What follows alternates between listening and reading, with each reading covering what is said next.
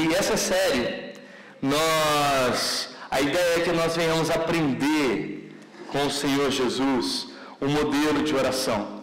Antes de nós começarmos a conversar sobre isso, eu queria que vocês abrissem a sua palavra, a Bíblia, Mateus, abram lá, capítulo 6, do verso 9 até o 13. Abram sua Bíblia, por favor, abram ela. Eu gosto muito, sou daquele pastor ainda à moda antiga, que mesmo tendo tecnologias para utilizar, ainda sou daquele pastor que gosta de cobrar que as ovelhas tragam a Bíblia à igreja e tragam a escola da manhã, mas se você não trouxe, você pode olhar ali no telão só dessa vez, tá? Vamos lá, a palavra do Senhor diz assim, aqui. Quando você orar, peraí, está a partir do verso 9, desculpa, eu anotei aqui diferente. Vamos lá, a partir do verso 9. Vocês orem assim, Pai nosso que estás no céu, santificado seja o teu nome, venha a nós o teu reino, seja feita a tua vontade, assim na terra como no céu. Dá-nos os nossos devedores, e não nos deixe cair em tentação, mas livra-nos do mal, porque teu é o reino e a glória para sempre. Amém. Feche seus olhos, oremos. Senhor, nós precisamos ouvir a tua palavra, porque a tua palavra para nós é a lâmpada que ilumina, é a tua palavra, é a tua. Por favor, Senhor, fale com o modelo da oração do teu filho. Orar, Senhor, de verdade. É bem verdade que a gente tem muita dificuldade para isso. Mas nós precisamos, Senhor, de Ti, do Teu Espírito. Precisamos aprender a falar com o Senhor. Precisamos falar mais, talvez. Precisamos Te buscar mais, Senhor. Que hoje à noite seja essa noite, Senhor, que nos leve a repensarmos sobre a forma que nós estamos orando ao Senhor, suplicando ao Senhor, e também que nos desperte a viver uma vida de oração. Peço isso, Senhor, em um nome. Amém. Irmãos, falar sobre o Pai Nosso, para muitas pessoas pode ser algo assim repetitivo, algo normal, todo mundo, às vezes, muitas pessoas já repetiram várias vezes.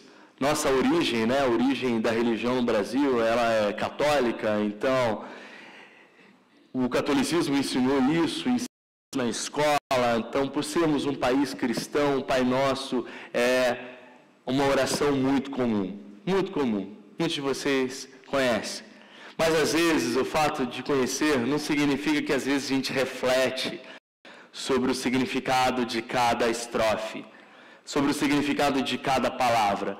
E essa série tem por objetivo trazer a nós um pouco mais de reflexão em cima do modelo da oração que o Senhor nos ensinou durante o seu sermão no monte. Às vezes é difícil, não é?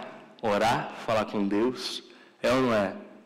Às vezes a gente não acha palavras, é verdade ou não é? E às vezes a gente não tem praticado isso tanto. Às vezes a gente não tem orado tanto como a gente gostaria de orar, é verdade ou não é? E por muitas das vezes, as dificuldades que a gente tem, sim, Criador, não conhecer a Deus, e aí a gente não sabe que palavra usar. Talvez você já se encontrou em algum lugar público, já foi, um lugar totalmente diferente, e que ao falar, você pensou várias vezes como falar, qual palavra correta. Será que a pessoa vai se ofender se eu falar tal coisa?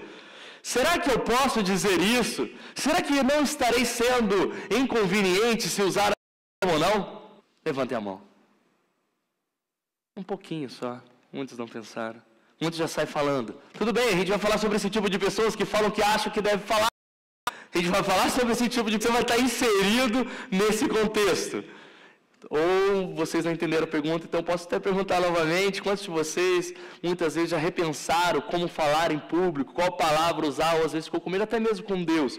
Quantos de vocês têm dificuldade, às vezes, para escolher as palavras corretas para poder falar? Aí, ó, aumentou. Não sei porque se eu melhorei eu fui mais claro, né? Ou se vocês prestaram atenção. Mas, enfim, é bem verdade isso. E preparando a mensagem de hoje à noite,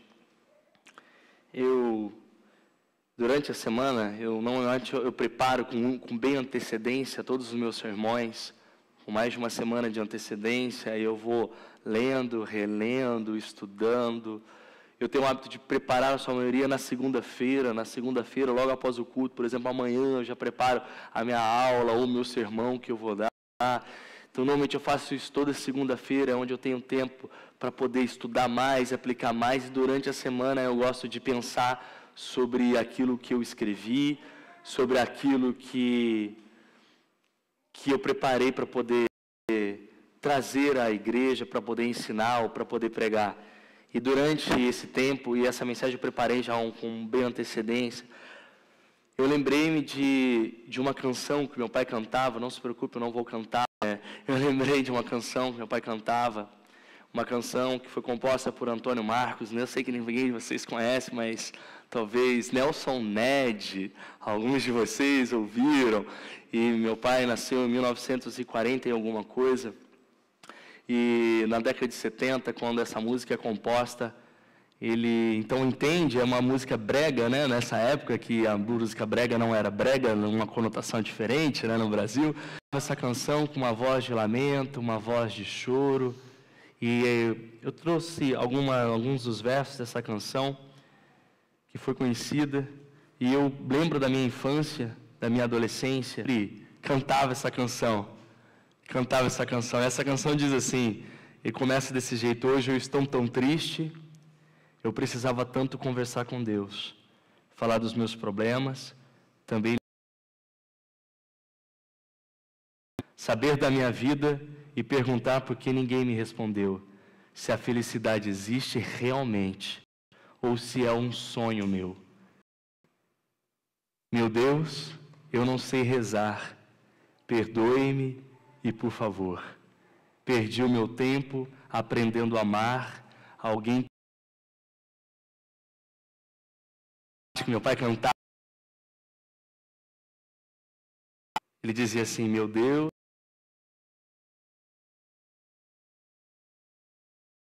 pelo dia dela, é uma letra triste, mas não, seu coração queria falar de suas tristezas, dos seus lamentos, dos seus choros, mas não conseguia. Esse era meu pai. Não só cantava essa música e me fez entender o Senhor. Eu não havia ouvido falar ainda do Evangelho. As dificuldades aconteceram até que um dia, então, ele nos conduziu à igreja e lá nós aprendemos sobre Deus e sobre como orar. Mas é verdade que o problema não conhece. É orar para alguém que a gente não sabe onde está. É orar e falar e suplicar e pedir para alguém que a gente não enxerga. Isso talvez é difícil, ou seja, uma das maiores dificuldades para as pessoas, quer sejam cristãs ou não cristãs, é falar com alguém que não consegue olhar nos olhos, não consegue falar. É difícil. Como confidenciar segredos a alguém que a gente não conhece? Como confessar tristeza a alguém que talvez a gente não sabe se está ouvindo? Como falar das nossas petições, das nossas lamentações, dos fardos que carregamos, das tentações que sofremos, das dores que temos sobre nossas vidas, quando às vezes nós não conhecemos alguém?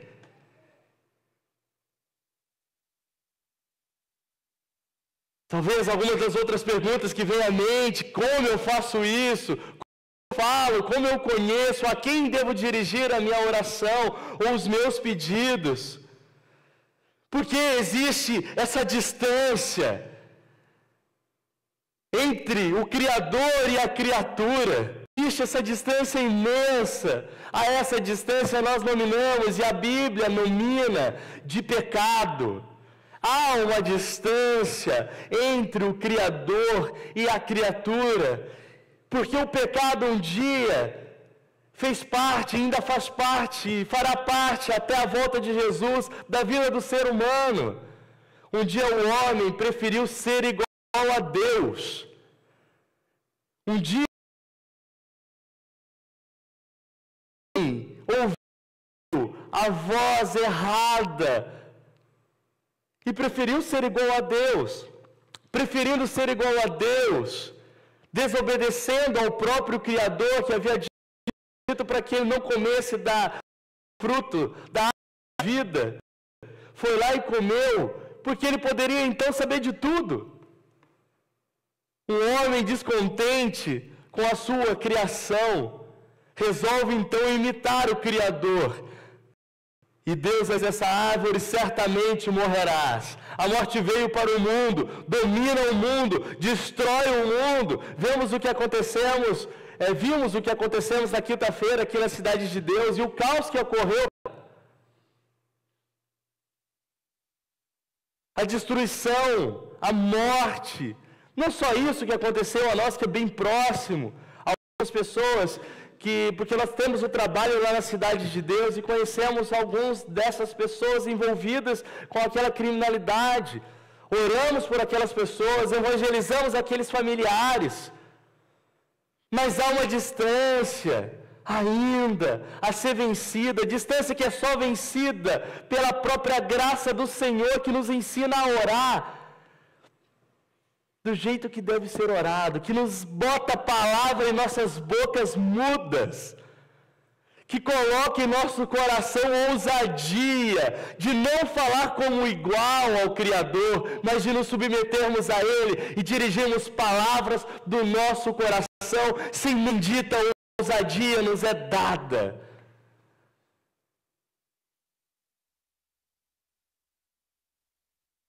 É bem verdade que essa distância, que só é vencida pela graça do Senhor, pelo Evangelho, essa distância, às vezes, traz para muitas pessoas inúmeras dificuldades, e às vezes, para aqueles que um dia foram cheios do Espírito Santo e entenderam a graça do Senhor na obra redentora de Cristo, consegue apresentar certas dificuldades na oração porque não tem praticado como deveria praticar. Martinho Lutero, quando ele escreve uma carta, ele estava escrevendo para um amigo dele, ele escreveu isso aí em 1535, e o amigo dele chamava Pedro Barbeiro.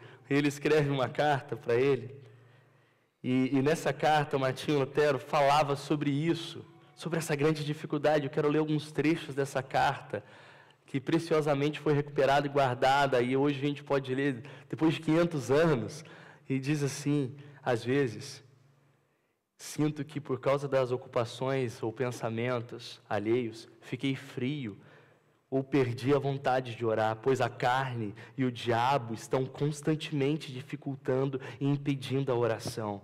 Nesses momentos, eu pego o meu pequeno saltério, eu vou para o meu quarto, conforme o dia e a hora para a igreja, em meio às pessoas. Eu passo a falar para mim mesmo, oralmente, os 10 mandamentos, o credo. Dependendo da minha disponibilidade de tempo, eu uso as citações de Cristo, de Paulo e dos Salmos. Por isso é bom que de manhã cedo se faça oração, a primeira atividade da sua vida, e de noite a última dela. Olha o que ele está recomendando ao seu amigo. Por causa dessa frieza que havia, talvez, que Martinho Lutero havia sentido, ele falou assim: olha, Faça da oração a primeira atividade da sua vida. Faça da oração a última atividade da sua noite. Vou de novo.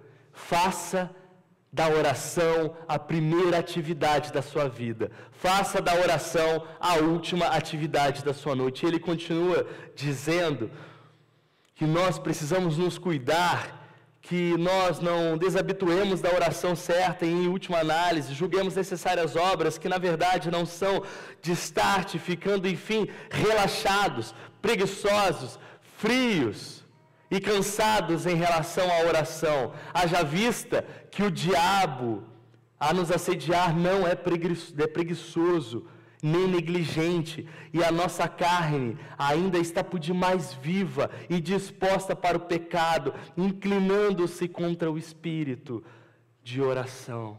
Assim, meu caro amigo, Pedro Barbeiro, entendendo isso, ore assim: Pai nosso que estás no céu. É então Martinho Lutero, depois de contar como era difícil para ele orar, da frieza que às vezes assombrava o coração dele, da inquietude de Satanás, da falta de preguiça, que Satanás estava todo o tempo perturbando a inclinação da carne, a carne viva. Ele recomenda a oração do Pai Nosso, oração do Pai Nosso que nós estamos estudando e que Jesus deixou na cruz, que Jesus deixou no Sermão do Monte como um modelo para a gente seguir.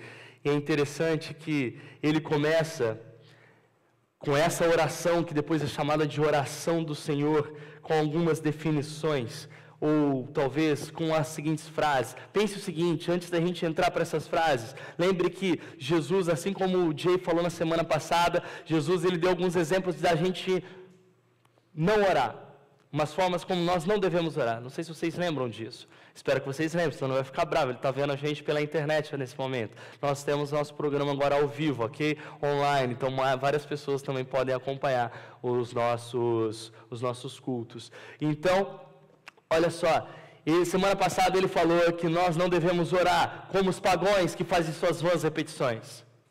Ele disse que nós não deveríamos orar como os religiosos que ficavam nas esquinas, orando em voz alta só para mostrar para as pessoas que eles eram uns bons crentes.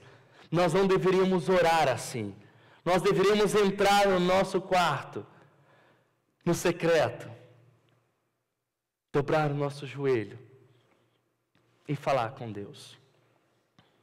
Mais do que ser visto pelas pessoas, era aquela oração no silêncio, da intimidade.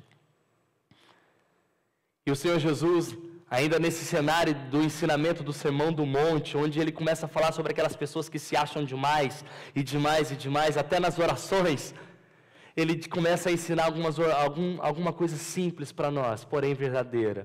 A oração do Pai Nosso, que começa ensinando para a gente que nós devemos orar a alguma pessoa, a alguém, ao Pai.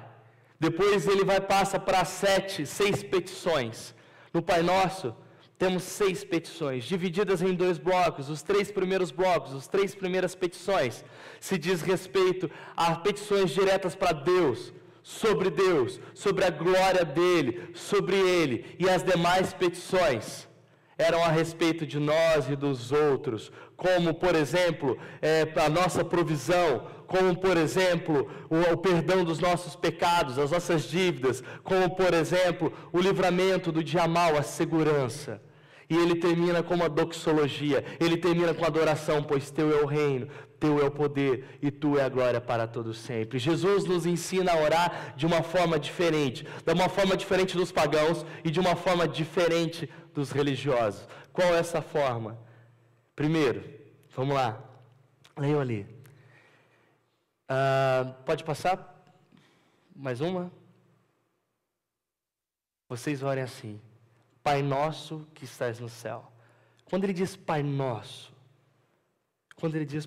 Pai nosso, primeiro, Jesus está fazendo menção a um destinatário. Essa oração tem um destino, tem alguém que ouve a oração. Deus, o nosso Pai. Ele está ensinando que nós devemos falar com Deus. Mas mais do que isso, Ele está ensinando a gente a nominar a Deus, a chamá-lo do quê? Do quê? Do quê? Pai. Quão difícil é, às vezes, chamarmos Deus de Pai. Quão difícil é dizer para Deus Pai. Mas neste momento, Ele está apresentando um Pai nosso, que não era só o Pai de Jesus que ouviria as orações, mas o Pai nosso, Ele se faz como o primogênito, como o primeiro de muitos irmãos. O Pai de Jesus era o nosso Pai pela fé em Cristo, pela fé no próprio Filho. Ele mostra nesse momento que a gente poderia orar ao recebedor dela, e esse recebedor Ele chama de Pai. E se a gente olhar o significado dessa expressão, a gente vai ver, e algumas vezes, sendo chamado de Abba Pai, uma forma carinhosa para chamar Deus de Pai. Ele não singulariza o Pai. Na verdade, ele fala que o Pai dele também é o nosso Pai. Irmãos, como eu disse anteriormente, como é difícil falar a alguém que nós não conhecemos, mas nesse momento, Jesus está mostrando que existe alguém próximo de nós, alguém perto da gente, alguém pertinho. Em João 1,18 vai dizer assim, que ninguém viu a Deus, mas Jesus, o seu unigênito, tornou Deus conhecido. Nós podemos ver o Pai quando olhamos para Jesus. E nesse momento Jesus está dizendo na oração dele, Pai nosso, que nós podemos falar como filhos. Ele está dizendo que a gente não está distante. Ele está dizendo que a gente está pertinho dele, que Ele é o nosso Pai. Ele está dizendo de uma forma poderosa que nós poderemos orar e que nós podemos orar com intimidade. Ele está dizendo que mais do que falar a alguém distante, é poder olhar e falar, Pai, Pai, meu Pai. Devemos pensar que Deus não é um Deus que frio, longe, como a gente só pensa, o Criador fica distante. Não, mas quando a gente fala Pai, a gente pensa em intimidade, em sentir a presença dEle, de estar do lado dEle. Por fim, essas palavras de Jesus, quando Ele cita Pai, nos faz lembrar que nós temos um espírito filial. Um espírito filial foi nos dado, somos adotados. E adoção significa ser desejado. Você foi adotado pelo Senhor porque nós jamais merecíamos ser tratados como filho, pois somos pecadores. Mas o Senhor desejou você. O teu Pai te desejou. O teu Pai te desejou. Deus te desejou. Adoção significa desejo. Eu desejo ter um filho, então adoto. Significa desejo. O Senhor te adotou, o Senhor te desejou. O Pai te desejou.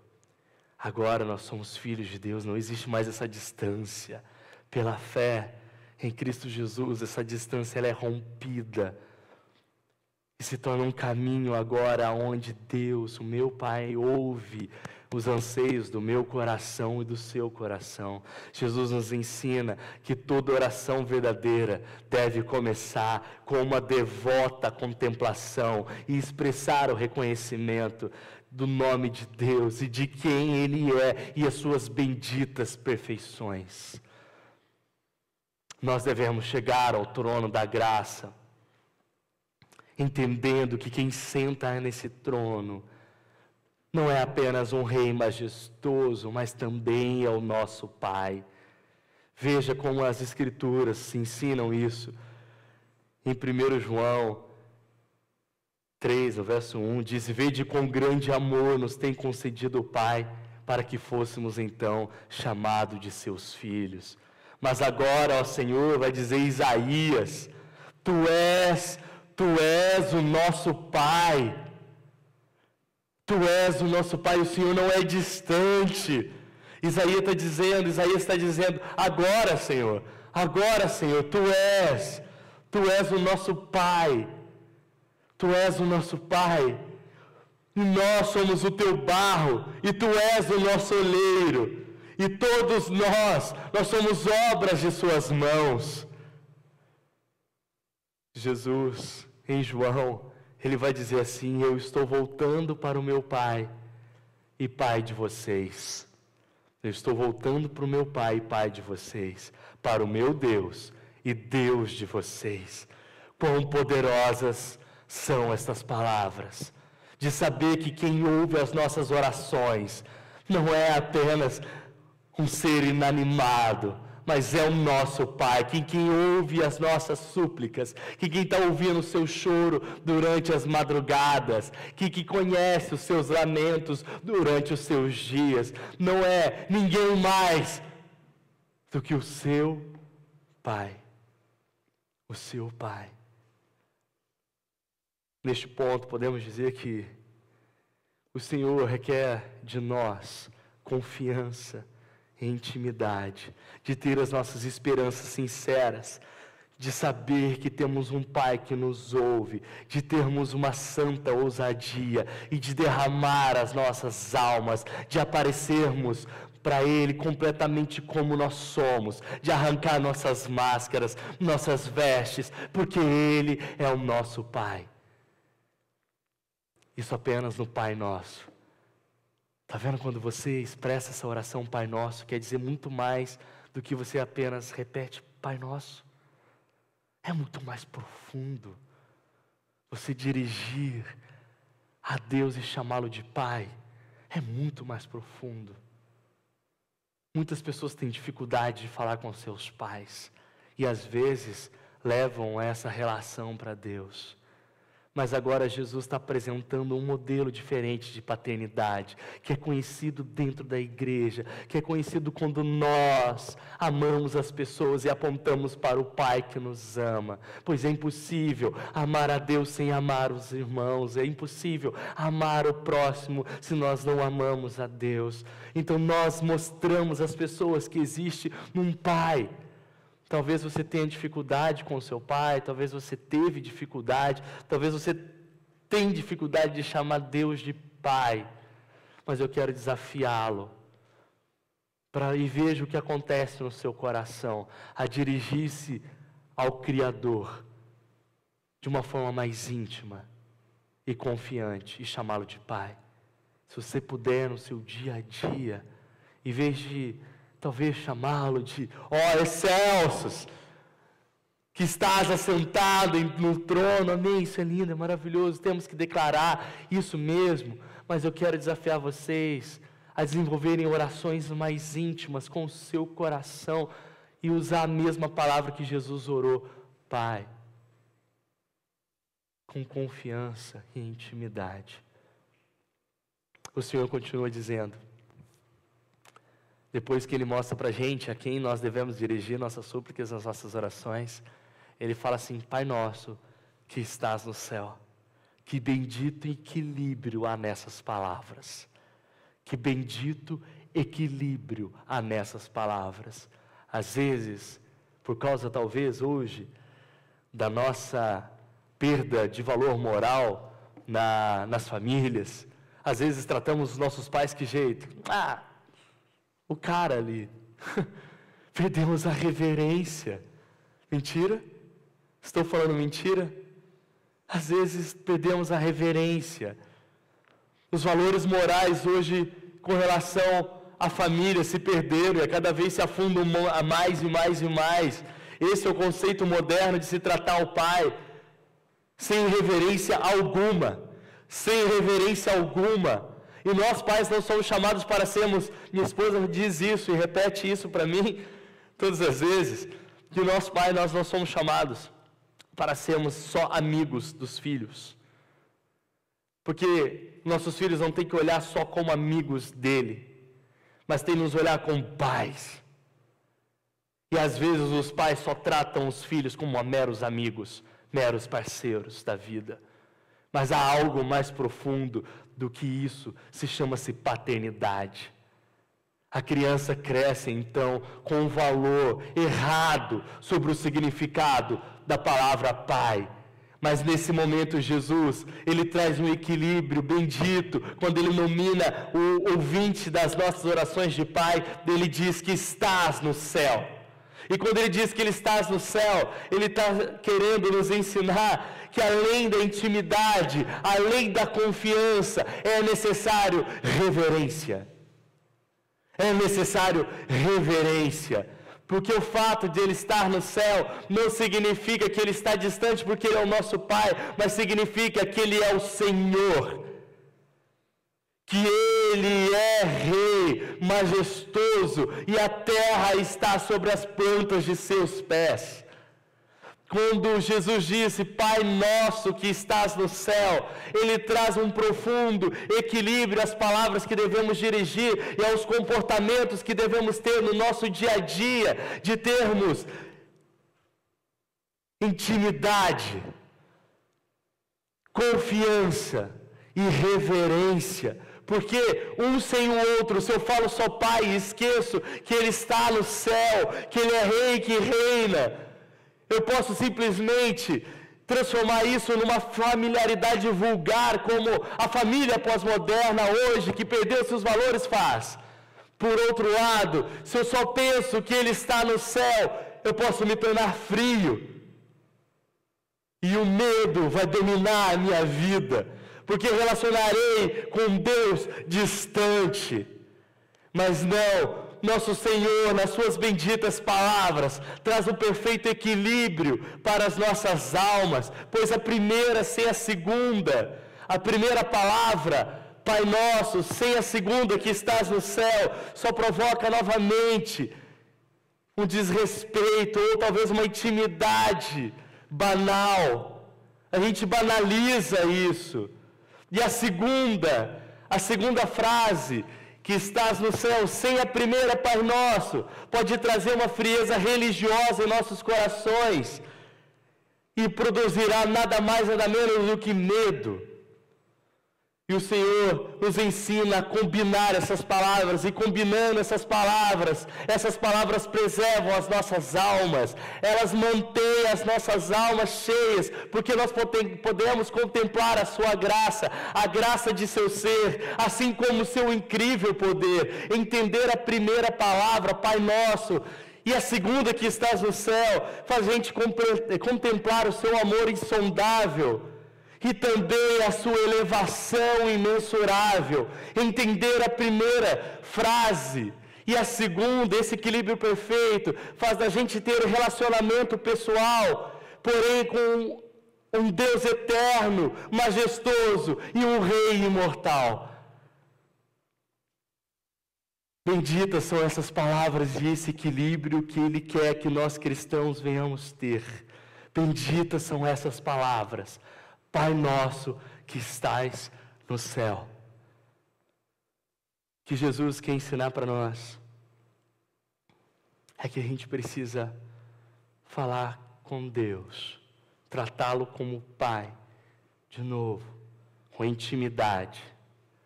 Segundo, com confiança. Terceiro, com reverência. Paulo faz isso. Paulo em Efésios, ele vai orar desse jeito: o Deus de nosso Senhor Jesus Cristo, o Pai da glória. Benditas palavras que produzem equilíbrio às nossas almas, às nossas orações. Intimidade, confiança e reverência. Pai nosso que estás no céu. Intimidade, confiança e reverência. É isso que significa Pai Nosso, o meu Pai que está no céu. Cheios disso, o Senhor vai para a primeira petição. Lembra que eu disse para vocês que a oração do Pai Nosso são divididas em 6 petições? Ele ensina a gente a orar e entrar na sua presença com intimidade, com confiança e reverência. Ele ensina a gente primeiro a pedir alguma coisa. Ele ensina alguma coisa tremenda aqui. E o que ele ensina não é a respeito de nós mesmos, não é que nós devemos pedir sobre nós, pedir sobre mim, sobre o outro. Mas quando chegamos ao trono da graça, com esse sentimento, Jesus nos ensina a seguinte petição: santificado seja o teu nome. Essa é a primeira petição na oração do Pai Nosso. É um modelo que o Senhor Jesus deixou para a gente orar. Ele não está pedindo para que a gente já chegue já falando: ah, Senhor, eu quero isso, eu quero isso, eu quero aquilo, eu quero aquilo. Ele não está pedindo isso. Quantas vezes nós tratamos Deus como nós tratamos aquelas pessoas que nos servem? Quantas vezes tratamos Deus em como tratamos as relações comerciais? E ameaçamos Deus ainda quando apelamos ao código do consumidor. Somos crentes, clientes muitas das vezes. Exigimos que Deus faça isso, senão a gente começa a reclamar. É que não tem ninguém acima de Deus, então reclamamos para quem? Reclamamos para as nossas famílias, para as pessoas. Murmuramos contra Deus. Quantas vezes, ao orar, ao falar com Deus, com a ausência desses sentimentos, nós o tratamos como o gênio da lâmpada mágica de Aladim, onde pegamos e esfregamos a lâmpada até sair um gênio, e agora aquele gênio tem de nos servir. E falamos: nós temos 3 desejos, e o meu desejo é, e o Senhor tem de fazer. E o meu desejo é, e o Senhor tem de fazer. E o meu desejo é, o Senhor tem de fazer. Quantas e quantas vezes Abacuque fez isso? Abacuque, quando ele olhou para a nação dele e viu que o povo todo estava pecando e fazendo coisas erradas, ele orou para que Deus corrigisse o seu povo. Ele falou: não, Senhor, o Senhor tem que corrigir o seu povo. Você tem que corrigir esse povo. Esse povo está desobediente. Sabe o que Deus fez? Ok, ficou quieto. Não respondeu nada. Abacuque de novo orou: Deus, o Senhor tem que corrigir esse povo está se pervertendo a cada vez mais. Corrija esse povo, corrija. Então, pela segunda vez, pela insistência de Abacuque, o Senhor então resolve responder de forma diferente. Ele fala assim: ok, você quer que eu corrija? Eu vou fazer o seguinte: eu vou levantar um povo que é pior do que o seu povo, e esse povo vai dar uma lição nele. Eles invadirão, saquearão e destruirão o seu povo. Sabe o que Abacuque fez? Não, Senhor! Eles são piores do que a gente, o Senhor vai levantá-los para isso. De novo, Abacuque ora, e depois, sabe o que ele faz? Abacuque, ele resolve subir a torre de vigia, mesmo quando as orações dele são contrárias às respostas que ele esperava.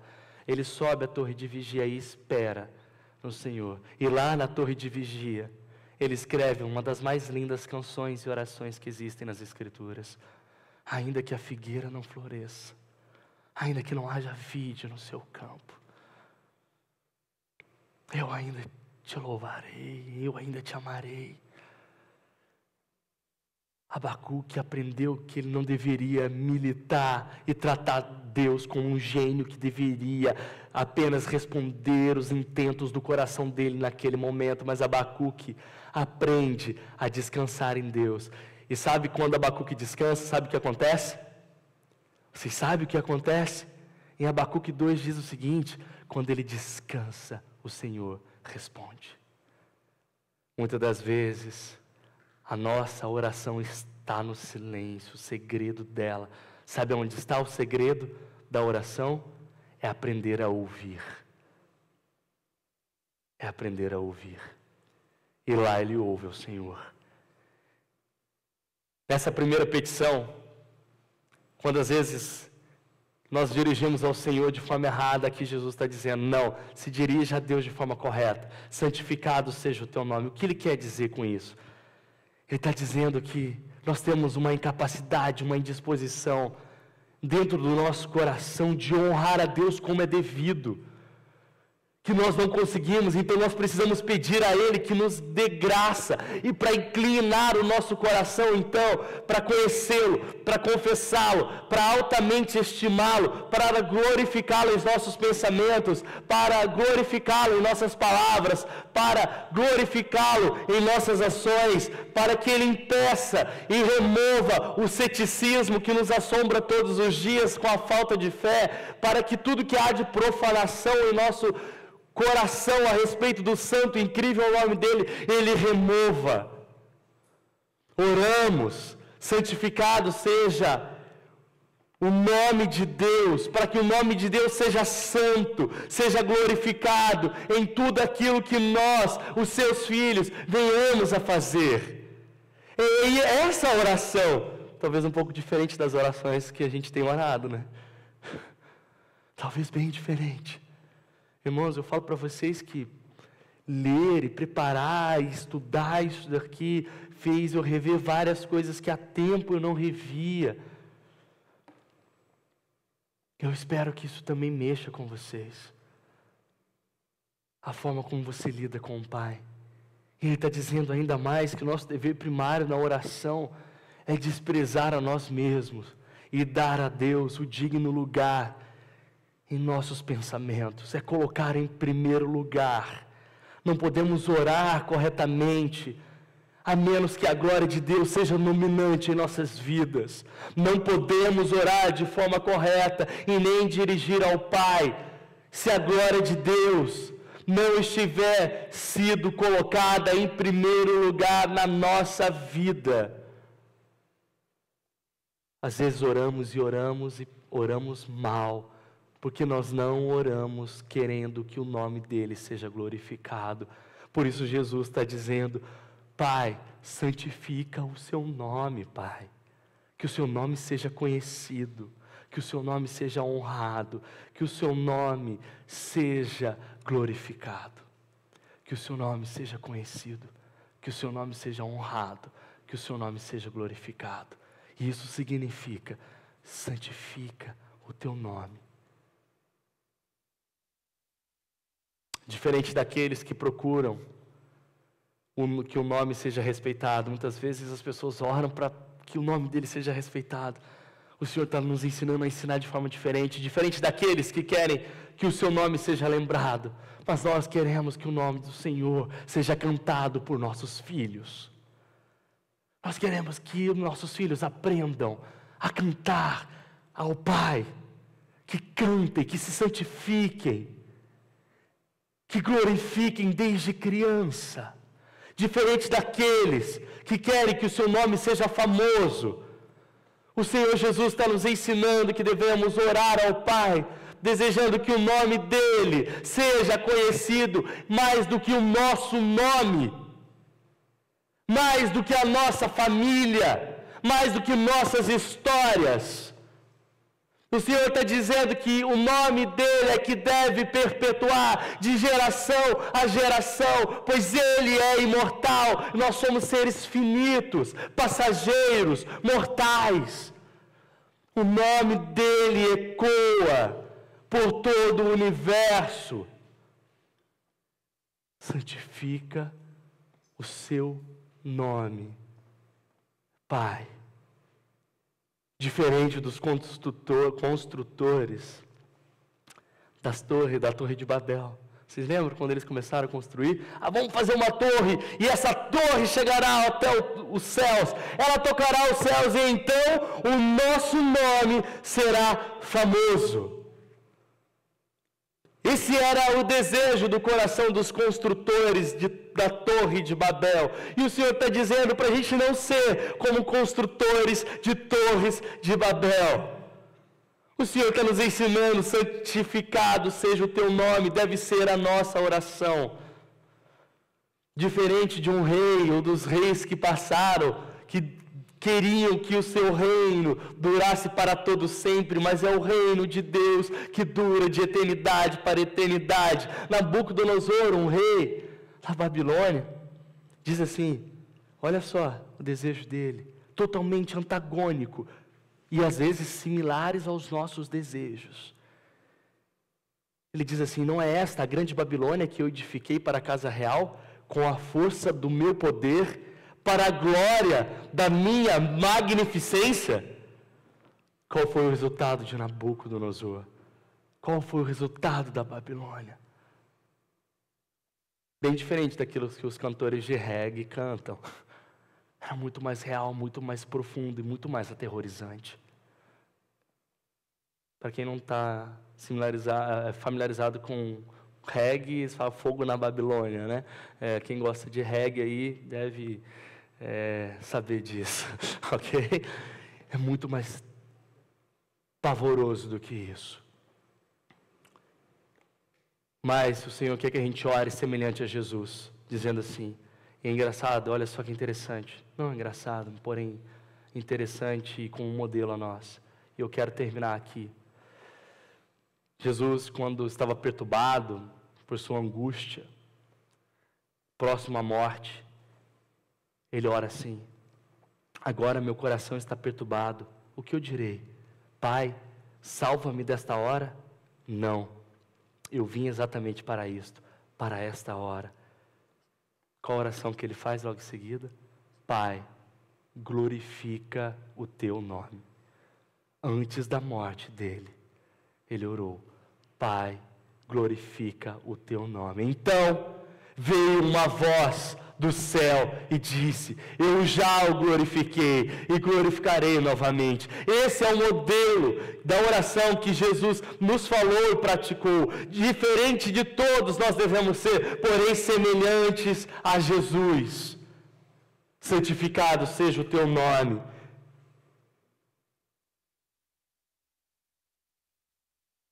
Santificado seja o teu nome. Esse é um convite para que você deixe de lado você mesmo, os seus próprios desejos, os seus próprios intentos. É um convite para esquecer de si mesmo. É um convite para olharmos para Ele, para desejar a glória dEle. Por fim, quando nós olhamos para aquele verso agora, Pai nosso que estás no céu, algumas coisas devem vir na sua mente. Primeiro,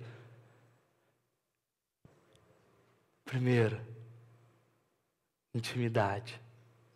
Segundo, confiança. Terceiro, reverência. Quando nós dirigimos, então, cheios desses valores que só o Espírito pode nos produzir, as nossas palavras para Deus devem ser.